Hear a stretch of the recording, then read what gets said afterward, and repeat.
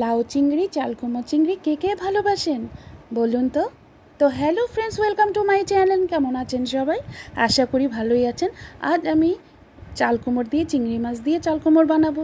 তো চিংড়ি মাছ দিয়ে চালকুমড় বানানোর জন্য চিংড়ি মাছটা একটু ভেজে, চালকুমড়টা তো কেটে রেখেছিলাম, ভেজে চিংড়ি মাছটার ওপরে চালকুমড় আর লঙ্কা চিড়ে দিয়ে নুন হলুদ দিয়ে কিছুক্ষণ আমি সেদ্ধ করে নিয়েছি। তারপর সেদ্ধ হওয়ার পর আমি কড়াইটা বসিয়ে নিয়েছি। তারপর তেজপাতা, শুকনো মরিচ আর মেথি ফোড়ন দিয়ে আমি সরষের তেলের মধ্যে মেথি ফোড়ন দিয়েছি। তারপর জিরে ধন্য গুঁড়োকে একটু জল দিয়ে মিক্সচার গ্রাইন্ডারে আমি একটু মিক্সচার করে নিয়েছি।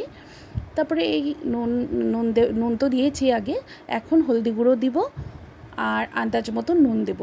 আর সেদ্ধ করার সময় আমি নুন আর একটু হলুদ দিয়েছি, তাই পরিমাণ বুঝিয়ে আমি বাকিটা দিচ্ছি। তো ভালো করে মশলাটা কষিয়ে নিব। মশলাটা কষিয়ে যে চালকুমড় আর চিংড়ি মাছটা আমি মিশিয়ে একসাথে রেখেছিলাম ওইটাও ঢেলে দেব। তো এইভাবে ঢালার পর ভালো করে আমি মশলার সাথে চালকুমড় চিংড়ি মাছটাকে মিশিয়ে নেব। তো চালকুমড় চিংড়ি খেতেও তো খুব দারুণ লাগে, আর লাউ চিংড়িও খেতে খুব দারুণ লাগে। তা আমার মতন কে কে আছেন এই লাউ চিংড়ি বা চালকুমড় চিংড়ি খেতে ভালোবাসেন? এই পুরনো রান্নাগুলো অনেকেই এখন খেতে ভালোবাসেন না। তো আমার বাড়িতে প্রত্যেকেরই খুব ফেভারিট এই রান্নাগুলো। তো কিছুক্ষণের জন্য আবারও ঢেকে রেখেছি। তো রান্নাগুলো খুব ফেভারিট। তো তাই আমি এই রান্নাগুলো আমার নিজের পদ্ধতিতে খুব সাধারণভাবে তুলে ধরার চেষ্টা করি সবার সামনে।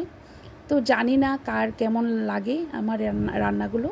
যদি ভালো লাগে তো আমার পেজটাকে লাইক করবেন, আমাকে কমেন্ট করে অবশ্যই জানাবেন।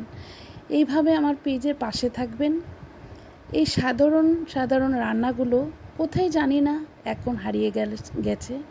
তাই আমি চেষ্টা করি এই রান্নাগুলোকে আবার সবার সামনে, সবার মাঝে আনার জন্য। তো এমন করে 2-3 বার ঢেকে রেখেছি চালকুমড়টাকে। ঢেকে রাখার পর মোটামুটি আমার তৈরি হয়ে গেল চালকুমড়। তো কিছুক্ষণের মধ্যে আমি চালকুমড়টাকে একটা পাত্রে নামিয়ে নেব, একটু নেড়েচেড়ে নামিয়ে নেব। আর যারা মনে করেন একটু চিনি খাবেন তো চিনি দিতে ব্যবহার করতে পারবেন, তো আমি চালকুমড়োতে চিনি দিইনি। আর কিছু ধনিয়া পাতা থাকলে ভালো ছিল, তো ধনিয়া পাতা এখন আমার ঘরে নেই, তাই আমি ধনিয়া পাতা ছাড়াই নামিয়ে নিয়েছি। যদি ভালো লাগে আমার এইভাবে পেজের পাশে থাকবেন, ভালো থাকবেন, সুস্থ থাকবেন আর আমার পেজটাকে শেয়ার করবেন।